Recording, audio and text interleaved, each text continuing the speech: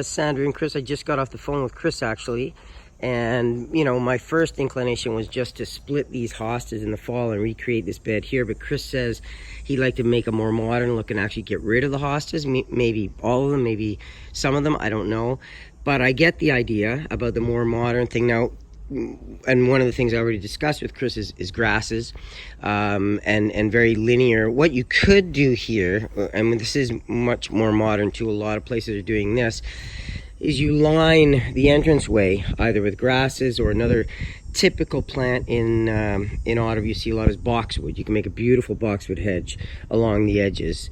We could even change this whole interlock path too, you know, make it squarer, or I mean it's nice, but if you wanted to do that we could.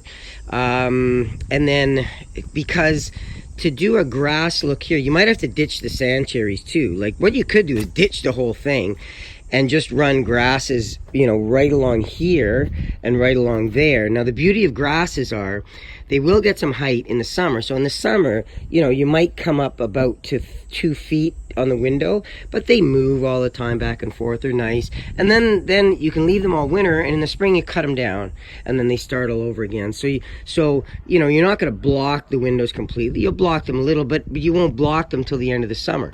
Because that's, you know, unless you were to create a straight walkway like an L like that and like that, where you could run grasses along a straight line. Now that's not to say you couldn't run grasses along the curved line here, or boxwood. I love boxwood.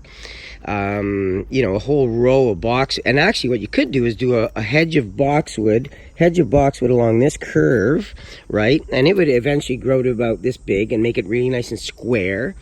And on this side you could run a row of grasses down to the door that way. That would be kind of cool. And then we could determine what else we do. So I mean, you know, possibilities are endless, of course, in gardening. This and I kind of get what you mean too about old-fashioned. If you look around the neighborhood, everybody's got this kind of thing, which is kind of nice, but this is kind of quirky. It's almost not big enough to have any impact in my mind. So either we could get rid of it completely and then you would focus on the gardens by the house, or if you wanted to do something with this, one thing I actually don't like, and you want to talk about modernization, is I don't like the lamp. I don't like the lamp post, or the lamp for that matter. Do you need it? I don't know. Personally, I ditch it and redo the bed, and maybe just get rid of the bed. But if we were going to do something out here, off the top of my head, I'm not quite sure. Looking around at, and actually, you may or may not know, I take care of, oh, what's her name? I want to say Joanne, but it's not Joanne. I take care of her house. Her bed has much more impact than yours, and again, it's bigger. It's got a big rock. It's very uniform with the same shrubs all the way around and the white flowers. Down there you can see way down there the pink one. That's kind of nice. And I was gonna say you could do lots of color. Those are phlox and black-eyed Susans down there. Way down is a huge barberry bush, but it takes years to grow. So, and this isn't bad. They've got a big sand cherry, a mature sand cherry here. That's kind of neat. It's got some you know, mass to it.